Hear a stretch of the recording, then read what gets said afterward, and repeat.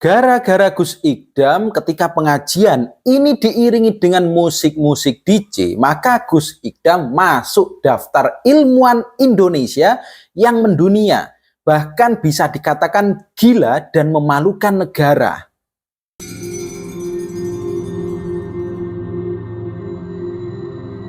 Assalamualaikum teman-teman, gimana kabar kalian? Semoga sehat selalu ya.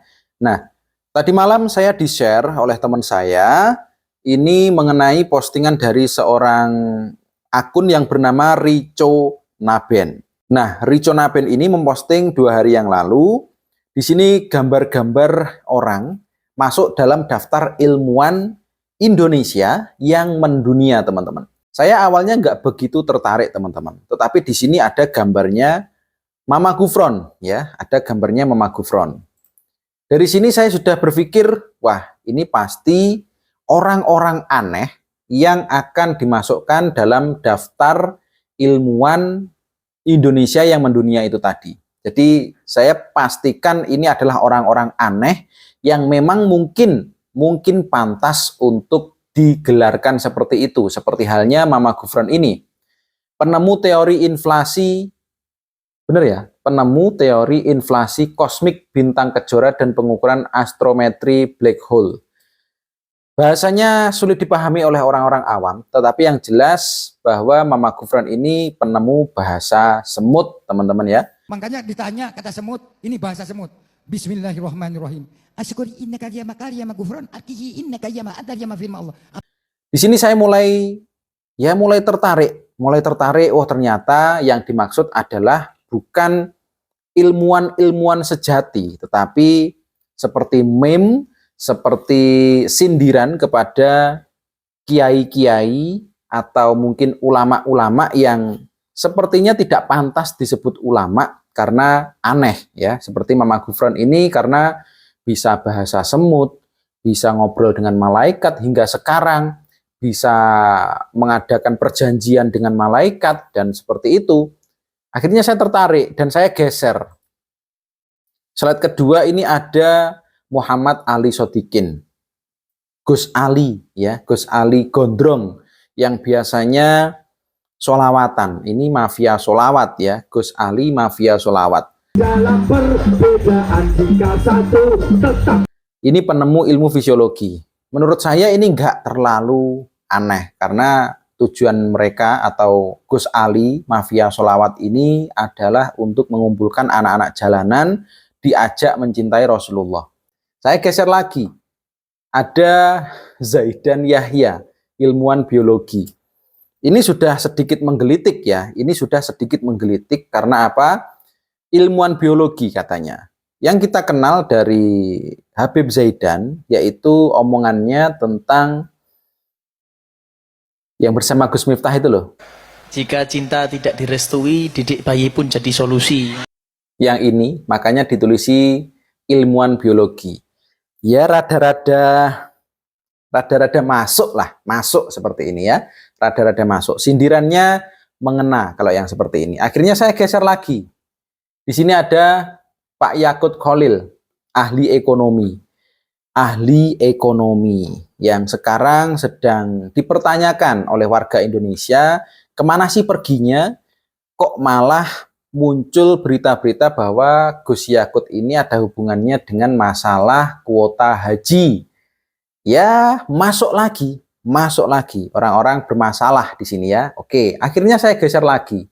Ketemu dengan Profesor Ulil Absar Abdallah, ilmuwan geologi yang kemarin viral karena adanya penambangan di pulau mana, Raja Ampat ya, di Raja Ampat malah mengatakan orang-orang yang menentang itu masuk kategori Wahabi ya. Jadi ini juga daftar orang-orang bermasalah. Masih masuk.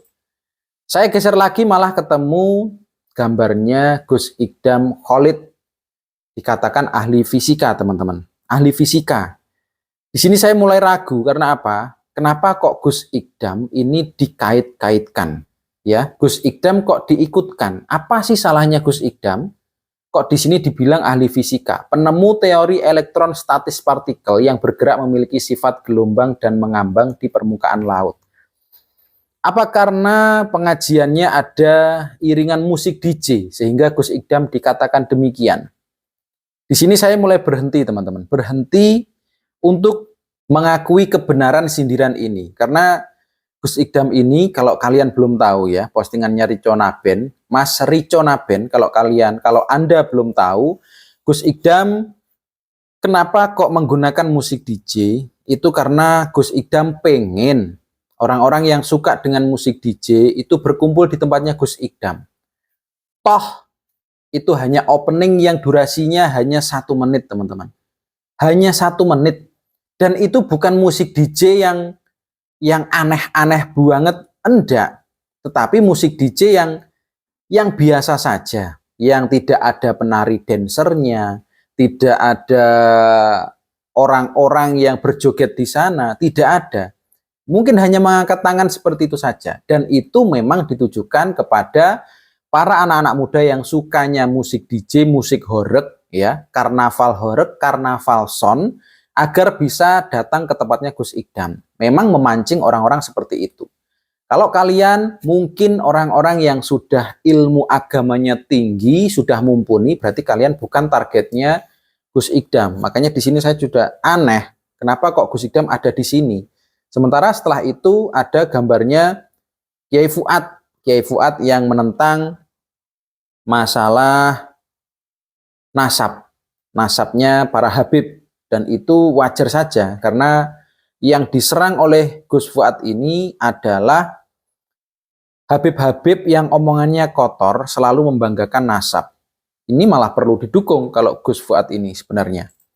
Digeser lagi malah ada Gus Ja'far yang nyentrik itu. Dan ada Gus Miftah, karena di sini tulisannya adalah penemu hukum termodinamika kuantum kekekalan energi es teh dan pencetus teori biofisika rambut. Ya, oke lah, mungkin bahasanya es teh kemarin ini menyakiti banyak orang, padahal itu niatnya guyon ya, niatnya guyon. Dan yang bikin saya tercengang lagi adalah slide terakhir, yaitu Samsudin Jadab. Kalau ini oke lah masuk, karena dia adalah seorang konten kreator, bukan ulama, tidak bisa menyembuhkan, dan hanya konten kreator, tetapi memanfaatkan nama atau gelar Gus dan juga seragamnya yang identik dengan agamis. Makanya ini masih masuk. Tapi kalau Gus Idam, tolonglah, Gus Idam bukan orang-orang seperti itu, teman-teman. Dan karena postingan itu, akhirnya orang-orang ini terpancing, ya, karena memang tujuannya untuk memancing orang-orang berkomentar negatif, seperti Agitre ini. Agitre berkomentar bahwa negara kita tidak kekurangan orang-orang gila. Kalau Gus Idam di situ termasuk di dalam yang Anda maksud, maka itu salah. Terbukti kan Gus Idam berapa sekarang pengikutnya, dan rata-rata pengikutnya ini adalah orang-orang yang sebelumnya nakal, sekarang bertaubat, teman-teman. Pelan-pelan taubatnya. Belum tentu Agitre ini orang baik juga. Malah mungkin lebih baik jamaahnya Gus Idam yang sekarang sedang bertaubat, yang awalnya mungkin pemabuk, sekarang bertaubat. Mungkin lebih baik itu daripada Agitre. Makanya postingannya Rico Naben ini sangat-sangat berbahaya, teman-teman ya. Berbahaya. Menggiring opini orang-orang untuk membenci siapapun yang dia posting. Dan ada yang mengatakan juga bahwa rata-rata penemunya orang NU ya. Orang NU ya. IQ kecerdasan di atas rata-rata nih. Sesungguh sangat memalukan negara. Gus Idam yang sampai detik ini memiliki banyak manfaat, dikatakan memalukan negara. Kemarin si Wapres, Mas Gibran, datang ke Blitar. Datang menemui Gus Idam, teman-teman. Wapres loh, Wapres. Anda siapa, Arfah? Dan siapa Rico Naben? Yang bisanya hanya menggiring opini agar orang-orang membenci siapapun yang dia inginkan untuk dibenci. Berbahaya postingan seperti ini, teman-teman. Kalian harus paham, Kenapa saya selalu membela Gus Idam? Karena saya tahu maksud dan tujuan Gus Idam bukan ketenaran. Tetapi memang seperti nama majelisnya, Sabilu Taubah, pengennya membuat anak-anak nakal ini berada di jalan taubat.